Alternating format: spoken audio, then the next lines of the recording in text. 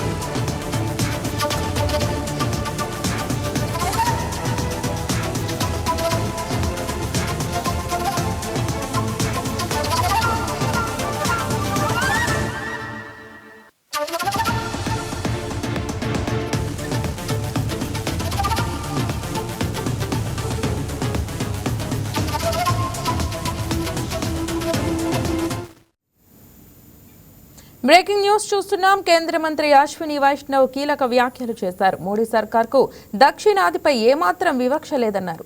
Railway నెట్వర్క్లో ఏపీలో 100% electrification పూర్తి చేసినట్లు వెల్లడించారు. న్యూ జనరేషన్ రైలు సర్వీసుల్లో భాగంగా ఏపీకి 16 వందే భారత్ సర్వీసులు నడుస్తున్నట్లు తెలిపారు. జూన్ 1న దక్షిణ కోస్తా రైల్వే జోన్ ప్రారంభమవుతుందన్నారు. ఈ ప్రారంభోత్సవానికి ప్రధాని మోడీ వస్తారని తెలిపారు. ఇక అమరావతి నుంచి హైదరాబాద్కు బుల్లెట్ ట్రైన్ రాబోతోందన్న అశ్విని వైష్ణవ్ 70 నిమిషాల్లో అమరావతి నుంచి హైదరాబాద్కు బుల్లెట్ ట్రైన్ వెళ్తుందన్నారు. మోడీ సర్కార్కు దక్షిణాదిపై ఏమాత్రం వివక్ష లేదన్నారు. 1,759 kilometer track already constructed, more than the network of many countries already constructed, and 3,300 kilometer under construction. And Andhra is 100% electrified. Remember those days when 100 kilometer electrification and people would get standing ovation for the railway ministers and for governments and MPs. Our Modi ji has given 100% electrification to Andhra Pradesh. Why don't we give a standing ovation for Modi ji and Honorable CM for giving 100% electrification for Andhra Pradesh's railway network? Before we can actually now in place, and now we are ready to notify the new railway zone on 1st of June 2026. Bullet train, the dream project for all of us. And as you are aware, if you have seen the videos of the progress of Ahmedabad to Mumbai bullet train, that 500 kilometer stretch will be completed in 1 hour and 57 minutes. So basically Mumbai, Surat, Vapi, Baroda, Ahmedabad, all those large cities will become one single economic zone, one single economic region. That same magic will now happen in Andhra also. 70 minutes from Amravati to Hyderabad. And if Honorable CM, he would like that to be, and my Prime Minister and CM are same thing. If I say 70 minutes, they'll say no, 35 minutes. Amravati to Chennai will be 112 minutes, 2 minutes. Imagine that kind of connectivity. Hyderabad to Pune will be 1 hour and 55 minutes. Pune to Mumbai will be 48 minutes. And Chennai to Bangalore will be 73 minutes. 73 minutes. Hyderabad to Bangalore will become only 2 hours and 8 minutes. That kind of change will come. So this entire high-speed diamond, the high-speed diamond in the southern states once again proves our political commitment to the development of South Indian states, which every time our opposition, they try to create that fake narrative. That fake narrative is broken again and again by the commitments and the actual delivery that our Prime Minister is making, Shri Narendra Modi ji is making in every sector. Sector after sector, so much investment is coming to all the South Indian states. 1,750.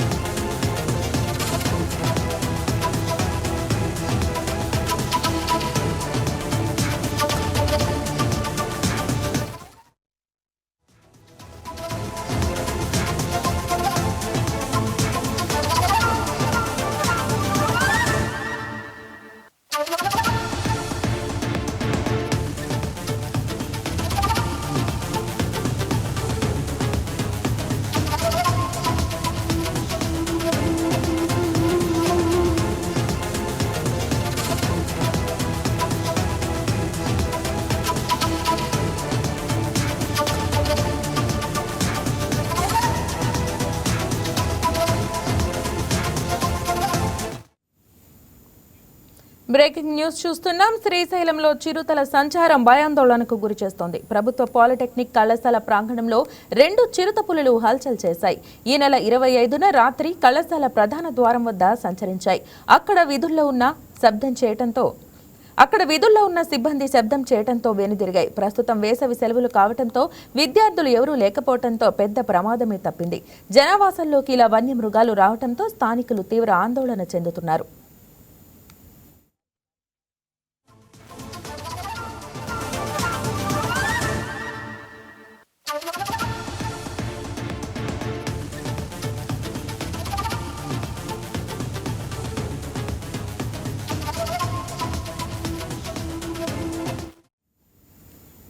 ఈ అంశానికి సంబంధించి మరింత సమాచారం నెల్లూరు మా correspondent Muralikrishna live phone in ద్వారా అందిస్తారు. మురళీకృష్ణ, చిరుతల సంచారాన్ని గురించిన అప్డేట్స్ తెలియజేయండి. నంద్యాల జిల్లా శ్రీశైలం పరిసర ప్రాంతాల్లో చిరుత పులి సంచారం కలకలం రేపుతుంది. ఏదైతే ఈ తాజాగా శ్రీశైలం ప్రభుత్వ పాలిటెక్నిక్ కళాశాల ప్రాంగణంలో 2 చిరుత పులులు హల్చల్ చేశాయి. ఈ నెల 25వ తేదీన రాత్రి సమయంలో కళాశాల ప్రధాన ద్వారం వద్దకు చేరుకున్నటువంటి చిరుతలు అక్కడ వీధుల్లో ఉన్నటువంటి వాచ్మెన్ చూసి ఒక్కసారిగా వెనుదిరిగాయి. ప్రస్తుతం వేసవి సెలవులు కావడంతో కళాశాలలో విద్యార్థులు ఎవరు లేకపోవడంతో కూడా అంత పెను ప్రమాదం తప్పిందని చెప్పుకోవచ్చు.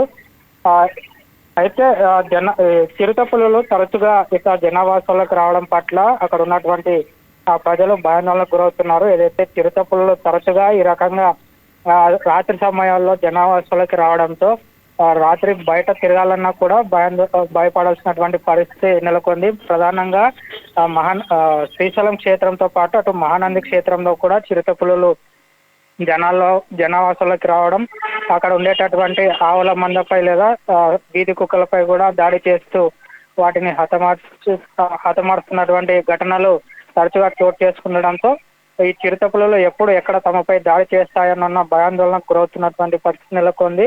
దీనికి సంబంధించి అటవీ శాఖ అధికారులకు ఎన్నిసార్లు ఫిర్యాదు చేసినా కూడా ఫలితం లేకుండా పోతుంది.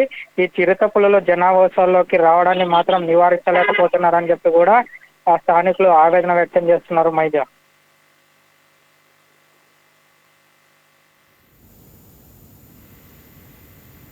Right Murali, thank you.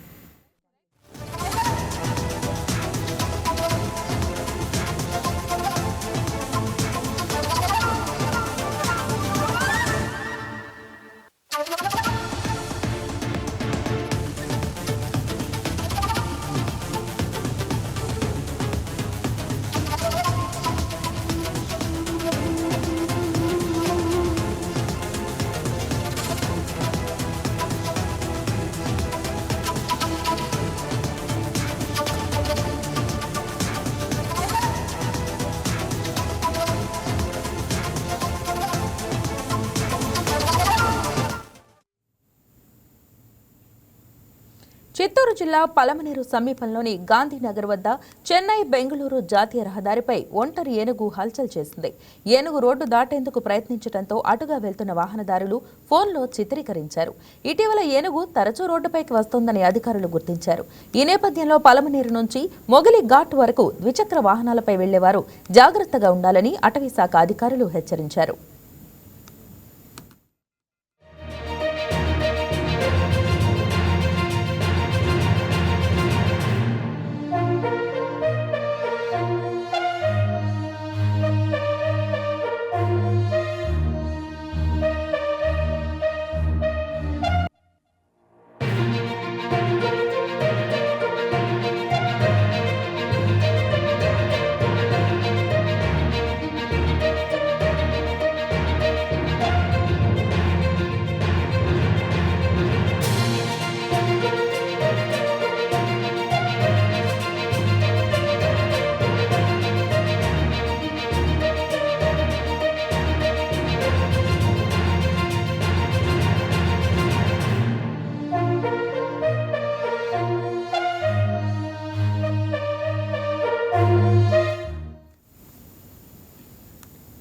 Petrol diesel కొరతపై సీఎం చంద్రబాబు టెలికాన్ఫరెన్స్ నిర్వహించారు. లోడ్ డిస్పాచ్ జరుగుతున్న తీరుపై సీఎం ఆరా తీశారు. నిరంతరం బంకులకు పెట్రోల్ డీజిల్ సరఫరా జరిగేలా చూస్తున్నామని చెప్పిన అధికారులు ఇవాళ ఉదయం 6 గంటల సమయానికి 1402 లోడ్లు డిస్పాచ్ చేసినట్లు తెలిపారు.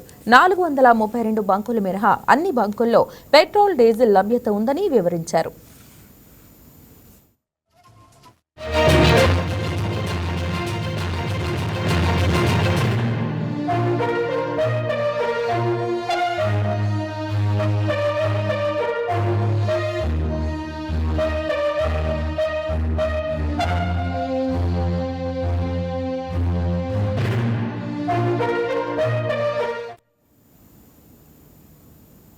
అంబేద్కర్ కోనసీమ జిల్లాలోని ప్రభుత్వ పాఠశాలల్లో విద్యార్థుల శాతాన్ని పెంచేందుకు విద్యాశాఖ అధికారులు ప్రత్యేక చర్యలు చేపట్టారు.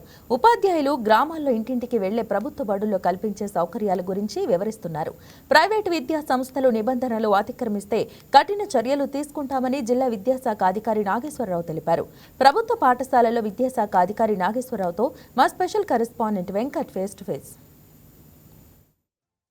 అంబేద్కర్ కోనసీమ జిల్లాలో ప్రభుత్వ పాఠశాలలో విద్యార్థులు పెంచేందుకు విద్యాశాఖ అధికారులు కృషి చేస్తున్నారని చెప్పొచ్చు. బడి పిలుస్తుంది కార్యక్రమం ద్వారా ప్రతి ఉన్నత పాఠశాలలోనూ విద్యార్థులు జరిపించేందుకు క్యాంపులు కూడా నిర్వహిస్తున్నారు. ప్రస్తుతం మనతో పాటు మాట్లాడేందుకు ఇదే విషయమై జిల్లా విద్యాశాఖ అధికారి నాగేశ్వరరావు ఉన్నారు. మరిన్ని విషయాలు ఆయన అడిగి తెలుసుకునే ప్రయత్నం చేద్దాం.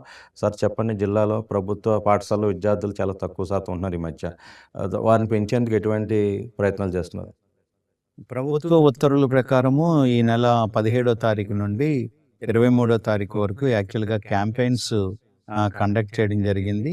ఏ స్కూల్ టీచర్స్ ఆ ఏరియాలో, ఆ హ్యాబిటేషన్లో లేదా విలేజెస్లో ఇంటింటికి తిరిగి పిల్లలను 5 సంవత్సరాలు దాటినటువంటి పిల్లలను 5+ పిల్లలందరినీ కూడా పేరెంట్స్ని మోటివేట్ చేసి గవర్నమెంట్ వారు ఏదైతే పిల్లలకు ఉచితంగా చదువునివ్వడమే కాకుండా వారికి మధ్యాహ్నం భోజనము, అలాగే స్కూల్ బ్యాగు, అలాగే షూస్, సాక్స్లు, బుక్స్ ఇవన్నీ ఇస్తూ ఉన్నారు వాళ్ళకి. అలాగే తల్లికి వందనం సంబంధించి కూడా వాళ్ళు 15,000 ఇస్తూ ఉన్నారు. ఇవన్నీ పేరెంట్స్కి టీచర్స్ ఎక్స్ప్లెయిన్ చేసి 24వ తారీఖు వరకు కూడా 23వ తారీఖు వరకు కూడా క్యాంపెయిన్ జరిపించారు. అయినప్పటికీ టీచర్స్ ఎవరు కూడా 23 తోటి రోజైనప్పటికీ కూడా 24 తర్వాత కూడా టీచర్స్ ఆయా విలేజెస్, హ్యాబిటేషన్స్లో క్యాంపెయిన్ కండక్ట్ చేస్తూ ఉన్నారు.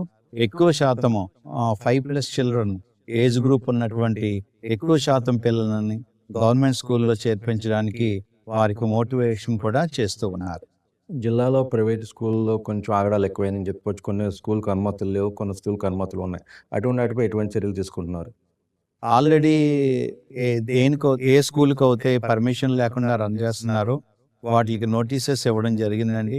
అలాగే కొన్ని స్కూల్స్లో స్ట్రెంగ్త్ లేదు, పర్మిషన్ ఇచ్చిన తర్వాత కూడా 10 లోపు ఉన్నటువంటి స్ట్రెంగ్త్ ఉన్నటువంటి స్కూల్స్ అన్నిటికీ కూడా నోటీస్ ఇచ్చి మీ స్కూల్ ఎందుకు రికగ్నిషన్ క్యాన్సిల్ చేయకూడదు అని ఎక్స్ప్లెనేషన్స్ కూడా మేము అడిగాము. నెక్స్ట్ ఇయర్ అదే కంటిన్యూ అయినట్లయితే వాళ్ళ రికగ్నిషన్స్ కూడా మేము క్యాన్సిల్ చేస్తాం. ఇప్పుడు ప్రభుత్వం సెలవులు ప్రకటించినప్పటికీ కూడా కొన్ని పాఠశాలలో తరగతులు నిర్వహిస్తున్నారు. అటువంటి స్కూల్‌పై ఎటువంటి చర్యలు తీసుకుంటారు? అలాగే ఇంకా అకాడమిక్ ఇయర్ ప్రారంభం కాకుండానే కొన్ని స్కూల్‌లో అయితే పుస్తకాలు కొనమని విద్యార్థులపై ఒత్తిడి తీసుకురావడం కూడా చేస్తున్నారు. ఇటువంటి వారిపై ఎటువంటి చర్యలు తీసుకుంటున్నారు? యాక్చువల్లీ ఏంటంటే గవర్నమెంట్ వారు కూడా 9th క్లాస్ అయిన తర్వాత ఒక 1 మంత్ బ్రిడ్జ్ కోర్స్ అని 10th క్లాస్‌లో మరి వాళ్ళు కట్టడం జరిగింది గవర్నమెంట్ స్కూల్‌లో. జనరల్‌గా ఇది ప్రైవేట్ స్కూల్స్‌లో జరుగుతూ ఉండేది. కానీ గవర్నమెంట్ వారు కూడా పెట్టారు. 23వ తారీఖు తర్వాత గవర్నమెంట్ వారు కూడా ఆ బ్రిడ్జ్ కోర్స్ రన్ చేయట్లేదు సమ్మర్‌లో. ప్రైవేట్ స్కూల్స్ వాళ్ళు మా నోటీస్‌కి 1, 2 స్కూల్స్ వచ్చినాయి. మరి వాళ్ళని వెంటనే హెచ్చరించి అది క్లోజ్ చేయించడం జరిగింది.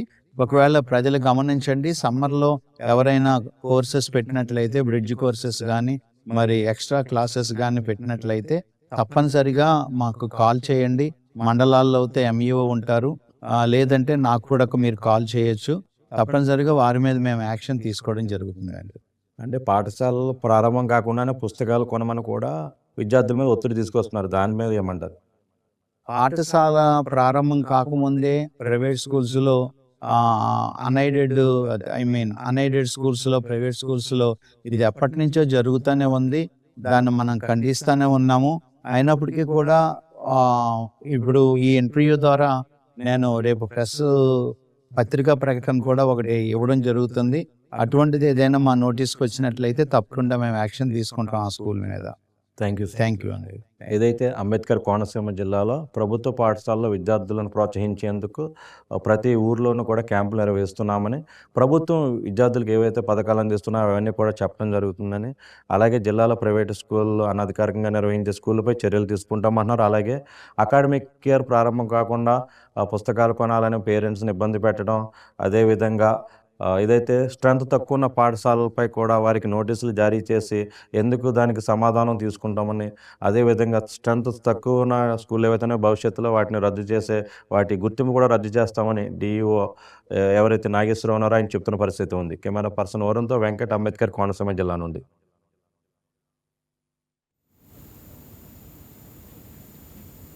విజయవాడ పట్టుమట ఎన్టీఆర్ సర్కిల్ వద్ద గల శ్రీ గంగారమ్మ అమ్మవారి జాతరలో రాష్ట్ర గౌడ్ సంఘం నేతలు పాల్గొన్నారు.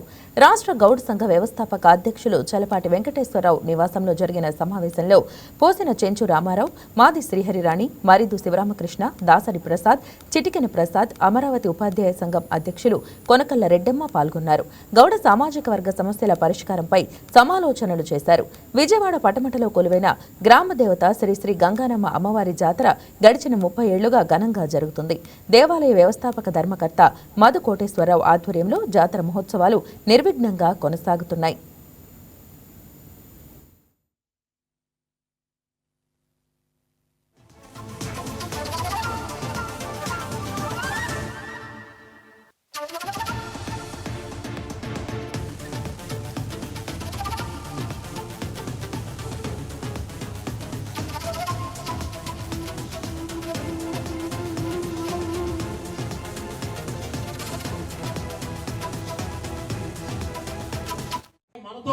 నడటానికి అవకాశం ఉన్నటువంటి, అంటే ఎవరికి ఉండే పనులు వాడుకుంటే అవసరాన్ని బట్టి ఎవరైతే ఎంతమంది అయితే మనతో ప్రయాణించగలరో వాళ్ళందరినీ తీసుకుని ఆయా జిల్లాలకు వెళ్ళి అక్కడ జిల్లా అధ్యక్షుల కార్యదర్శులను కూడా నియామకం చేసుకొని తద్వారా అక్కడ కూడా ఎవరైనా పెద్దలు ఉంటే రాష్ట్ర కమిటీలో కూడా వారిని ప్రాతినిధ్యం తీసుకుంటూ. సోదరులారా, ఇక్కడ గౌడులే లేరని చెప్పి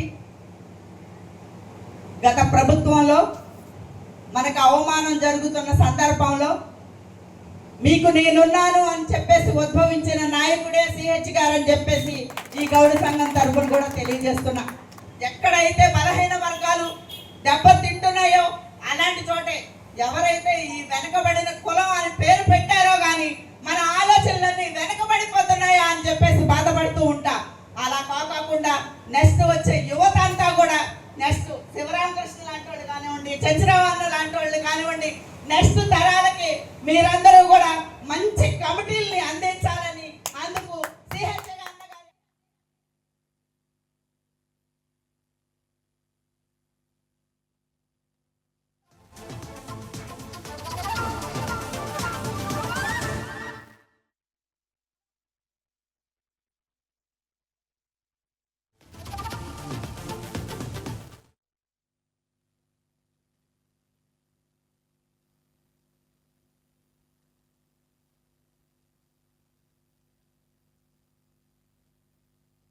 గ్రామ ప్రజలందరికీ కూడా గంగానమ్మ గారి జాతర సందర్భంగా అందరికీ కూడా మంచి జరగాలని కోరుకుంటూ గత 27 సంవత్సరాలుగా ఈ పడమటి గ్రామంలో ఊరి పొలిమేరల కాపల గ్రామ దేవతలు అనే వాళ్ళని మనం ఏర్పాటు చేసుకున్నాం.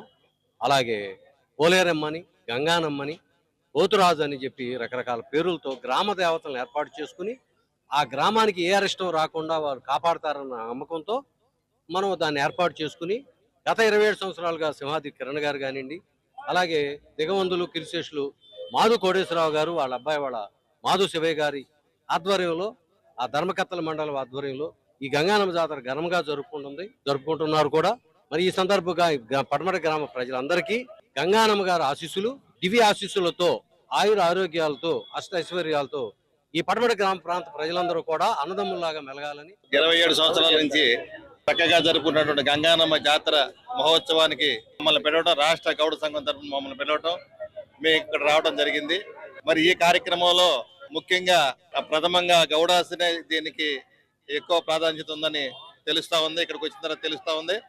వాళ్ళే దీన్ని ప్రోత్సహిస్తూ చక్కటి కార్యక్రమంగా మార్చడం జరుగుతూ ఉంది. అలాగే అమ్మవారు గంగానమ్మ అమ్మవారు ఆశీస్సులు అందరికీ ఉండాలని, వాళ్ళ ఆవిడ యొక్క కృప అందరి మీద ఉండాలని కోరుకుంటూ ఈ అవకాశం ఇచ్చిన పెద్దలందరికీ నమస్కారం తెలియజేస్తాను. పడమట ఎన్టీఆర్ సర్కిల్ ప్రాంతంలో కొలువున్నటువంటి గంగానమ్మ తల్లిని గత 27 సంవత్సరాల నుంచి ఇక్కడ ప్రతిష్ఠింపజేసి కార్యక్రమాన్ని నిర్విఘ్నంగా కొనసాగిస్తూ ఉన్నటువంటి అంటే మాధు కోటేశ్వరరావు గారి వంశస్థులు ఆయన స్థాపించినటువంటి ఈ విగ్రహం ద్వారా మాధు శివయ్య గారు వారి యొక్క ఆధ్వర్యంలో మరి గంగానమ్మ జాతర జరపటం ఈ ప్రాంత ప్రజలందరికీ కూడా ముఖ్యంగా మంచి జరగాలని కోరుకుని ఆ రోజుల్లో ఏవైతే పొలిమేర దేవతలు కొలిసేటటువంటి ఆనవాయితీ సందర్భం ఉన్నదో అది ఇక్కడ ఉన్నటువంటి గౌడ కులస్తులే కాకుండా మిగతా వాళ్ళందరూ కూడా అన్నదమ్ముల వలె కలిసుండి ఈ కార్యక్రమాన్ని ప్రతి సంవత్సరం కూడా దిగ్విజయంగా జరుపుతూ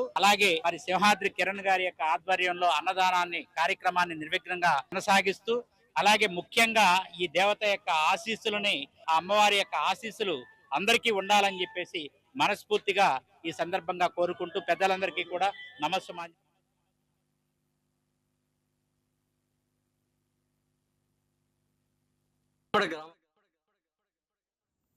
కర్నూలు జిల్లా ఏమిగన్నూరులో తెలుగుదేశం పార్టీలోకి భారీగా చేరికలు జరిగాయి. కటికగేరి ప్రాంతానికి చెందిన 9, 10, 11వ వార్డులకు చెందిన సుమారు 500 మంది వైఎస్ఆర్సీపీ మరియు ఇతర పార్టీలకు చెందిన నాయకులు, కార్యకర్తలు ఎమ్మెల్యే జయనాగేశ్వరరెడ్డి సమక్షంలో టీడీపీలో చేరారు. రాష్ట్రంలో కూటమి ప్రభుత్వం అమలు చేస్తున్న సంక్షేమ పథకాలు, అభివృద్ధి కార్యక్రమాలు తమను ఆకర్షించాయని చేరిక సందర్భంగా పలువురు కార్యకర్తలు తెలిపారు. ప్రజల సంక్షేమం, అభివృద్ధి లక్ష్యంగా పనిచేస్తున్న ప్రభుత్వానికి మద్దతు ఇవ్వాలనే ఉద్దేశంతో టీడీపీలో చేరుతున్నామని వెల్లడించారు. తెలుగుదేశం పార్టీని బలోపేతం చేసే దిశలో సోదర సోదరీమణులు దాదాపుగా 500 మంది వైసీపీ సానుభూతి పరులు, వైసీపీలో ఉన్నటువంటి నాయకులు ఈ రోజు తెలుగుదేశం పార్టీలో చేరినందుకు వారికి పేరు పేరున ధన్యవాదాలు, శుభాకాంక్షలు తెలియజేస్తున్నాం. ఏదైతే ఈ 22 నెలల పరిపాలనలో మీ ప్రభుత్వం ఇచ్చిన హామీలను నెరవేరుస్తూ ప్రతి సమాజానికి, ప్రతి జాతికి ఇచ్చినటువంటి ప్రతి మాటను కూడా నెరవేరుస్తూ వారికి ఉన్న సమస్యలు పరిష్కరిస్తూ ఈ రోజు తిరుగులేని విధంగా పరిపాలన సాగిస్తున్నప్పుడు మేము కూడా మీతో ఉండి మీ నాయకత్వాన్ని, పార్టీని బలోపేతం చేయాలని కటిక సోదరులు ఈ రోజు మన పార్టీలో దీపం పుచ్చుకొని రావడం జరిగింది. వారందరికీ కూడా మరొకసారి శుభాకాంక్షలు. ముస్లిం మైనారిటీ కటిక సోదరులు, బడుగు బలహీన వర్గాలు, ఎస్సీ ఎస్టీ మైనారిటీలు పెద్ద పీట వేసేటువంటి పార్టీగా తెలుగుదేశం పార్టీ గతంలో విశ్వవిఖ్యాత నట సార్వభౌమ నందమూరి తారక రామారావు గారు, కీర్తిశేషులు నా తండ్రి బివి మోహన్ రెడ్డి గారు అదే స్థితిలో, అదే స్థాయిలో ఈ రోజు మా యువనేత నారా లోకేష్ బాబు గారు, మా ముఖ్యమంత్రి వారు నారా చంద్రబాబు నాయుడు గారు కూడా అడుగులు వేసుకుంటూ ఇది బడుగుల పార్టీ, బలహీనుల పార్టీ, ఎస్సీ ఎస్టీ మైనారిటీల పార్టీ అని చెప్పడంతో అనేక కార్యక్రమాలు ఈ రోజు ఇచ్చిన సూపర్ 6 హామీలే కాదు, ప్రతి ఒక్క వర్గానికి, ప్రతి ఒక్క జాతికి కూడా వాడి సమస్యలు పరిష్కరిస్తూ ముందుకు పోవడం. వారికి ఉన్నటువంటి స్థానికంగా ఉన్న సమస్యలు ఒక ఎత్తైతే, నేను ఆ రోజుల్లోనే ఖురేషీ భవన్ కు ఏదైతే స్థలం కేటాయించడం జరిగింది నేను ఎమ్మెల్యే ఉన్న రోజున, గత ప్రభుత్వంలో వైసీపీ పేరుకు మాత్రం మాటలు మాట్లాడారు కానీ ఏ ఒక్క పని చేసిన పాపాన పోలేదు. మళ్ళీ వారి డిమాండ్ ని జమాత్ తరఫున గాని, ఇక్కడున్న కటికలకు ఉన్నటువంటి సమస్యలు గాని అన్నిటి కూడా పరిష్కరించి భవిష్యత్తులో కటిక సోదరులకు ఏ సమస్య వచ్చినా ఉన్నాను అని చెప్పి ఈరోజు ఒక హామీ ఇచ్చి నన్ను బలోపేతం చేసే విధంగా క్షేత్రస్థాయిలో ఈరోజు రావడం జరిగింది. రానున్నటి లోకల్ బాడీస్ లో ఎలక్షన్స్ లో క్షేత్రస్థాయిలో ఇక్కడ వచ్చినటువంటి ప్రతి కార్యకర్త కూడా పార్టీ బలోపేతానికి కృషి చేస్తూ 10, 11 ఏదైతే ఉన్నటువంటి 9వ వార్డు ఎక్కడెక్కడ మీరు ఉన్నారో అదే మెజారిటీతో కూటమి ప్రభుత్వాన్ని గెలిపించవలసిందిగా కోరుతూ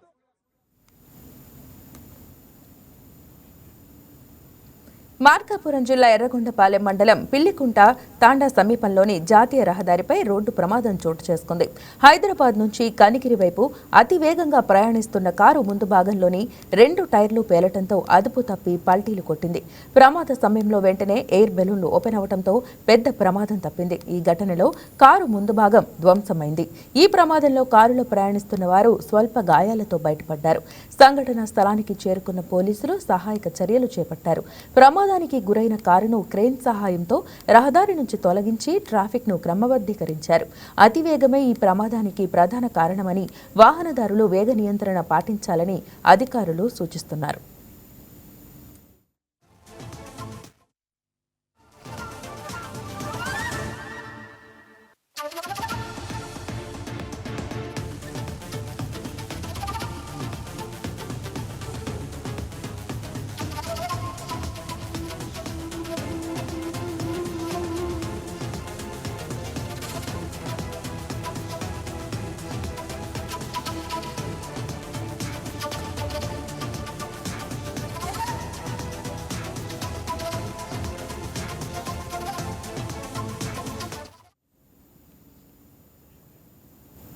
నెల్లూరు నగర పరిధిలోని పలు బంకుల్లో జిల్లా ఎస్పీ ఆకస్మికంగా తనిఖీలు చేశారు.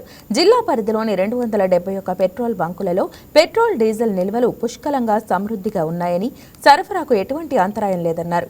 కొన్ని ప్రాంతాల్లో తాత్కాలిక సాంకేతిక కారణాల వల్ల సరఫరాలో స్వల్ప జాప్యం జరిగినా పరిస్థితి త్వరలోనే పూర్తిగా సాధారణ స్థితికి వస్తుందని పేర్కొన్నారు. వదంతులను నమ్మి భయాందోళనలకు గురై అవసరానికి మించి ఇంధనాన్ని కొనుగోలు చేసి ఇళ్ల వద్ద నిల్వ చేయడం ప్రమాదకరమని ఎస్పీ హెచ్చరించారు. నెల్లూరు జిల్లాలో డ్రై అవుట్లెట్స్ అనేవి లేకుండా ఉంది. మనకి ముందు నుండి కూడా పెట్రోల్ షార్టేజ్ అసలు ఎక్కడా లేదు. డీజిల్ కొన్ని చోట్ల విన్నాను, ఈరోజు మార్నింగ్ లేకుండా ఉంది. బట్ ఇప్పటికల్లా అన్ని పెట్రోల్ బంక్స్ సమృద్ధిగా వచ్చేసింది. అన్ని ఫిల్లింగ్ స్టేషన్స్లో మన దగ్గర నెల్లూరు జిల్లాలో 271 ఫిల్లింగ్ స్టేషన్స్ ఉన్నాయి. మోరార్లెస్ అన్నిట్లో కూడా స్టాక్ వచ్చేసింది. ప్రణాళిక నడుస్తుంది. ఆనరబుల్ సీఎం సార్ ఒక వార్ రూమ్ ఏర్పాటు చేశారు. ఆర్టీజీఎస్ రెగ్యులర్గా అవర్లీ సిచ్యువేషన్ రిపోర్ట్ తీసుకోవడం జరుగుతుంది. మన డీజీపీ సార్ అండ్ ఆల్ ఎటువంటి లా అండ్ ఆర్డర్ జరగకుండా మనం ప్రతి పెట్రోల్ బంక్లోనూ ఒక పోలీస్ కానిస్టేబుల్ని, ఒక విఆర్ఓని రెవెన్యూ తరఫు నుండి అందరినీ పెట్టించాము. అలానే 16 జాయింట్ ఇన్స్పెక్షన్ టీమ్స్ మన నెల్లూరు జిల్లాలో ఉన్నాయి. వాళ్ళు నిరంతరం వెళ్ళి అక్కడ ఏమైనా డీజిల్ షార్టేజ్ ఉందా, బ్లాక్ మార్కెటింగ్ ఏమైనా నడుస్తుందా, హోర్డింగ్ నడుస్తుందా అనేది తెలుసుకుంటున్నారు. ప్రజలకి మన సైట్ నుండి విజ్ఞప్తి ఏంటంటే పానిక్ బయింగ్ అనేది చేయొద్దండి. లూజ్గా కొనటము, పానిక్ బయింగ్, ఎక్కువగా అవసరం కంటే ఎక్కువ స్టోర్ చేసుకోవటము, ఇవి చేసుకోకుండా ఉండండి. మనకి సప్లై ఉంది, డిమాండ్ కంటే ఎక్కువ కూడా సప్లై ఉంది. సో ఎటువంటి భయపడాల్సిన అవసరం లేదు మన జిల్లాలో. అండ్ ఎక్కడ కూడా రాష్ట్రంలో కూడా ప్రస్తుతం అన్ని చోట్ల సప్లై చేయడానికి ఓవర్ నైట్, ఫుల్ నైట్ ఈరోజు డిపోస్ వర్క్ చేస్తాయి. సో ప్రాబ్లం ఉండకుండా ఉంటుంది. ఈ మెసేజ్ అందరికీ పంపించండి. ఎటువంటి పానిక్ బయింగ్ అండ్ హోర్డింగ్ అనేది జరగకుండా చూడండి. ఎక్కడైనా మీకు ఇన్ఫర్మేషన్ ఉంటే డైవర్షన్ జరుగుతుంది, ఆర్ రీటైల్ అవుట్లెట్స్ నుండి కమర్షియల్స్కి వెళ్తుంది, ఆర్ ఇండస్ట్రీస్కి వెళ్తుంది అనే ఇన్ఫర్మేషన్ ఏమైనా ఉంటే మీరు మాకు ఇవ్వండి. మనం అప్రోప్రియేట్ ఎన్ఫోర్స్మెంట్ చేస్తాము అండ్ కేసెస్ రిజిస్టర్ చేయడం జరుగుతుంది. Any other questions? ఎంత తొందరగా మనకి బీపీసీఎల్ అనేది కృష్ణపట్నం పోర్ట్ నుండి వస్తుంది, కడప నుండి హెచ్పీసీఎల్ అండ్ ఐఓసీఎల్ చిత్తూరు నుండి వస్తుంది మన జిల్లాకి. అవన్నీ వచ్చేటప్పుడు మన జిల్లా ఎంట్రైన్ దగ్గర నుండి కంప్లీట్గా మనం గ్రీన్ ఛానల్ ఇచ్చి వాళ్ళు తొందరగా సరఫరా చేసేట్టుగా మనం స్టెప్స్ తీసుకోవడం జరిగింది. సో ప్రజలకి ఎటువంటి అసౌకర్యం కలగకుండా మనం నిరంతరం district administration and police administration